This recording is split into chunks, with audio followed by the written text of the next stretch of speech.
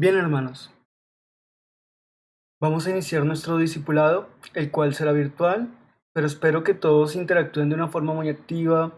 Usaremos dos versiones de la Biblia mayormente, que son la Reina Valera 1960 y la Reina Valera Purificada 1602 en algunas ocasiones. En una clase posterior les hablaré sobre las Biblias, algunas versiones de ellas y el por qué escoger entre una u otra. Bien, así que iniciemos.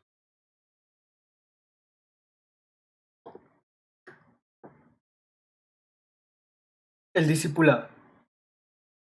Bien, antes de entrar con el discipulado, quiero que veamos qué es un discipulado y qué es un discipulado cristiano.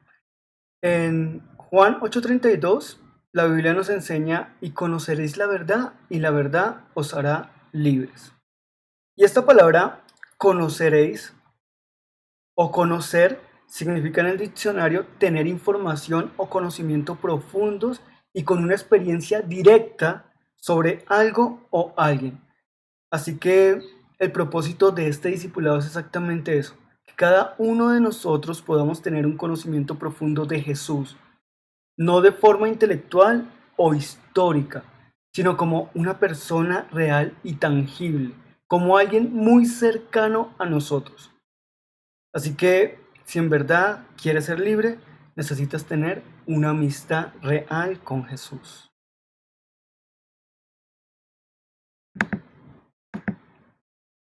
Bien, ¿qué es el discipulado cristiano? Esta pregunta tiene su respuesta y la vamos a definir primero con lo que es ser un discípulo. Por definición, un discípulo es un seguidor que colabora con el propósito de otro y también que acepta la autoridad de su maestro.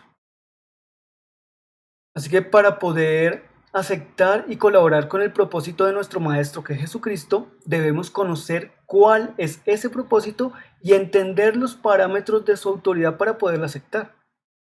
Un discípulo cristiano es una persona que acepta y colabora con la difusión de las buenas nuevas de Jesucristo. Y para lograr esto, el discípulo cristiano o el discipulado cristiano es un proceso mediante el cual los creyentes crecen en el Señor Jesús. Y allí somos equipados por el Espíritu Santo que habita en nuestros corazones para cumplir un propósito específico y determinado por Él, es decir, por el Espíritu Santo. Así que hay maestros, pastores, evangelistas, servidores, empresarios, doctores, psicólogos, personas en sus casas, etcétera, que cumplen con un propósito específico y someten su vida al Señor de tal manera que se vuelven como Él. Entonces el propósito final es ese, volvernos como Jesús. En primera de Pedro 3:15 nos dice, sino santificad a Dios en vuestros corazones y Él y está siempre preparados, voy a volverlo a decir, sino que santificad a Dios el Señor en vuestros corazones y está siempre preparados para presentar defensa con mansedumbre y reverencia ante todo el que os demande razón de la esperanza que hay en vosotros.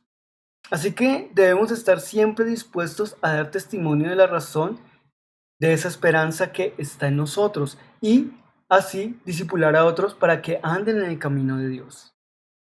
Ser un discípulo cristiano implica crecimiento personal y se caracteriza por lo siguiente. Primero,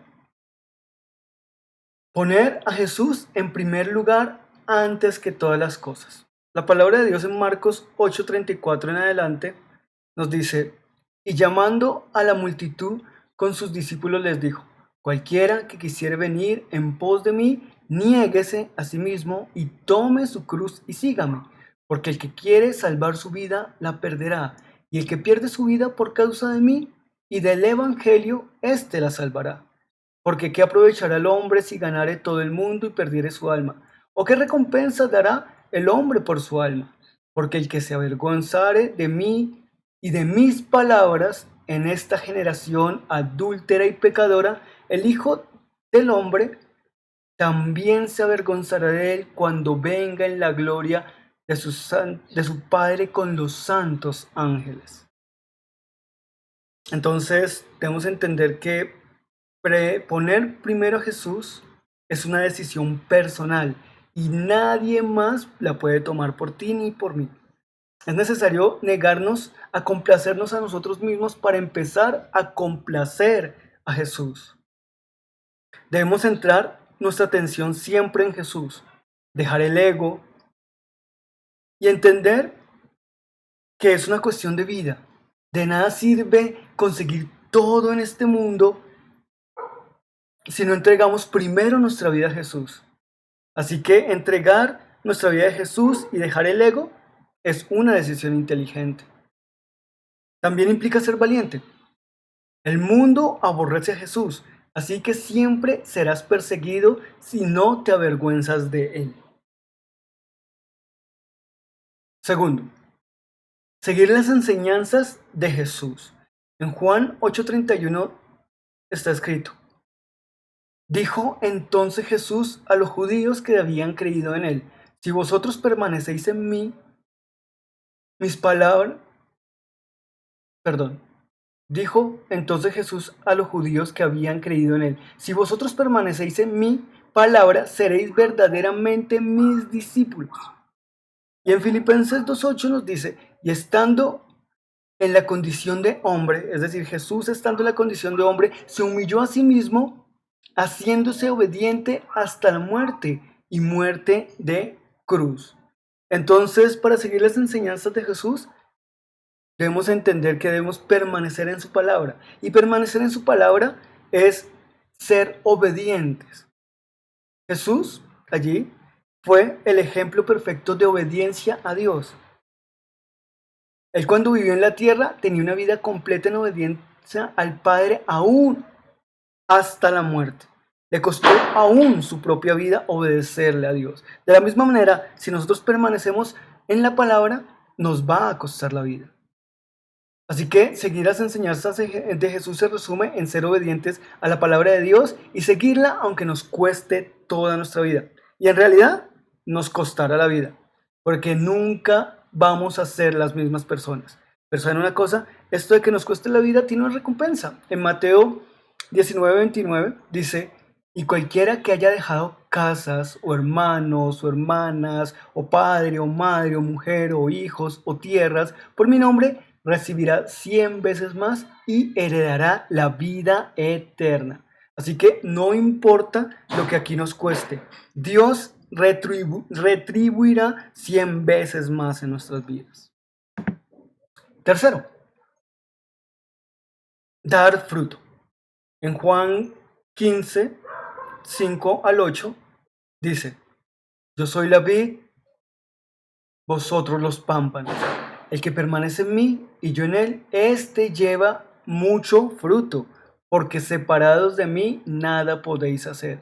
El que en mí no permanece será echado fuera como pámpano y se secará, y lo recogen y los echan en el fuego y arden. Si permanecéis en mí y mis palabras permanecen en vosotros, pedid todo lo que queráis y os será hecho. En esto es glorificado mi Padre, en que llevéis mucho fruto y seáis así mis discípulos.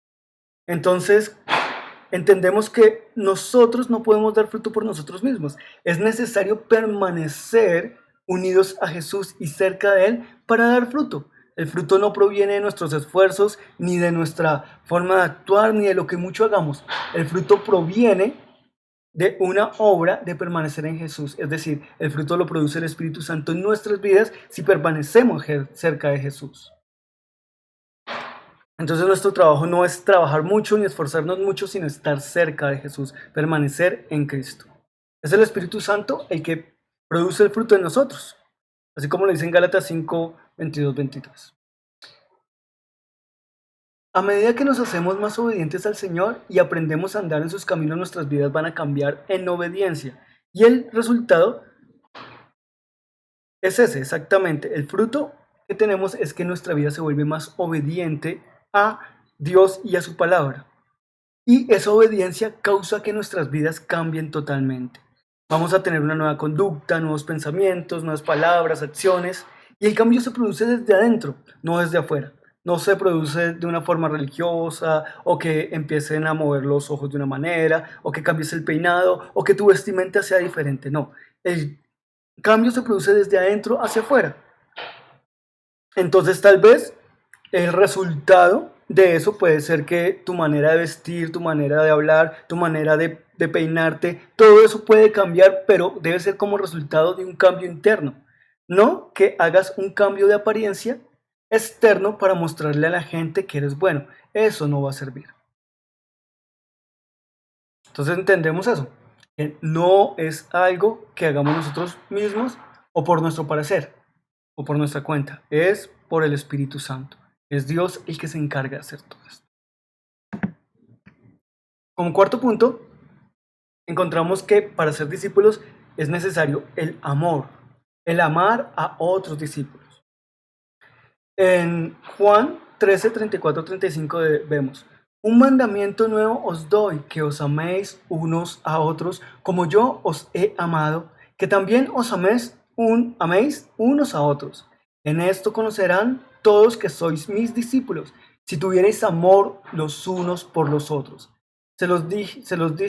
Perdón, se nos dice que el amor a los demás creyentes es una evidencia de ser un discípulo de Cristo. Es decir, si hay alguien que se quiere decir discípulo de Cristo y no está mostrando su amor para con la gente de la iglesia, para con los creyentes, entonces vemos que en realidad esa persona no es discípulo de Dios. Porque el amor es parte de ser discípulo de Cristo. También entendemos en 1 Corintios 13, lo pueden leer ustedes en sus casas, léanse todo ese capítulo 13, vemos cómo muestra qué es el amor. Y nos demuestra esos versículos que el amor no es una emoción, sino que es una acción, es una determinación. El amor es una acción, es decir, es una decisión.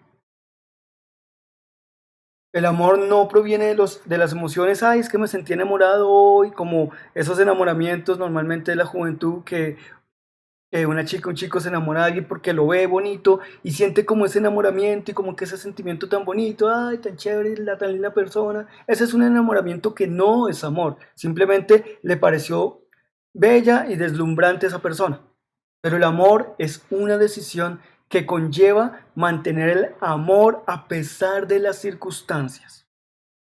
Pueden ser buenas, pueden ser malas, el amor se tiene que mantener. Y hay algo diferente entre el amor y el enamoramiento.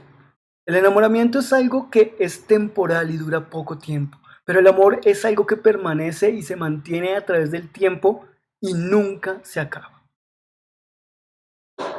También tenemos que entender, como lo dice ahí en Filipenses 2, 3 y 5, nada hagáis por contienda o por vanagloria, antes bien con humildad, estimando cada uno a los demás como superiores a él mismo, no mirando cada uno por lo suyo propio, sino cada cual también por lo de los otros. Haya pues en vosotros este sentir que hubo también en Cristo Jesús. ¿Qué quiere decir? Es simple. El mismo sentir que hubo en Cristo Jesús debe existir en un discípulo de Cristo. Ese sentir de darse a los demás, de entregarse, que los intereses de los demás primen sobre los míos, como lo hacía Jesús. Jesús, a pesar de que estaba cansado, a pesar de que estaba en momentos de dificultades, iba a los lugares donde era necesitado, sanaba a los enfermos, ministraba a los que estaban mal, daba palabras de aliento, siempre se acercaba a las personas y estaba dispuesto para darse a los demás. Alimentó a 5,000. También sanó a la hija de un hombre que no era del pueblo de Dios, que era un publicano, también un soldado. Y cosas como esas, vemos que él estaba mirando primero por las necesidades de otros antes que las suyas propias. Él en uno de los versículos de la Biblia encontramos que Jesús les dijo a unas personas que lo querían seguir que él no tenía donde recostar su cabeza. Es decir, él, a pesar de que andaba en necesidad, siempre buscaba cómo suplir la necesidad de otros. Y por último, Un discípulo de Cristo se demuestra en el evangelismo. En Mateo 28, 18 al 20, se habla de lo que llamamos los cristianos como la gran comisión.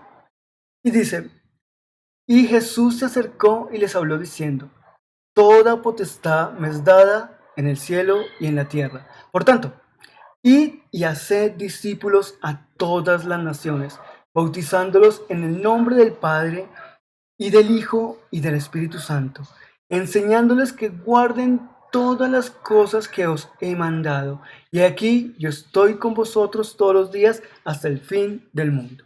¿Qué quiere decir esto? Que un discípulo tiene como principal facultad o principal labor compartir nuestra fe como cristianos. Es una labor no solamente de unos, es una labor de todo creyente. Es una comisión que el Dios le dio a la persona que se convirtió hoy como la que lleva 20, 30 años en Cristo. Cualquier creyente puede ser usado por Dios.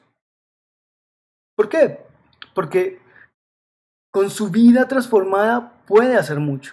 Hay personas que acaban de llegar a Cristo y tal vez no conocen mucho de la Biblia y no conocen mucho de doctrina, pero lo poco que conocen de Dios y ese amor tan desbordante que Dios colocó sobre sus vidas es suficiente para llevar a las personas a Cristo. Pueden hablar del amor que Dios les dio, de cómo el Señor les perdonó sus pecados. Cosas sencillas que tal vez para muchos pueden decir, no, yo no sé mucho de la Biblia y no sé cómo llevar a las personas a Cristo, simplemente con tu testimonio, con tu manera de ser, con compartirles una pequeña palabra o decirles cuán grandes cosas ha hecho Dios en tu vida, eso será suficiente. Así que no necesitas tener un doctorado o tener mucho conocimiento en la fe para compartir esta fe con los demás. Puedes hacerlo.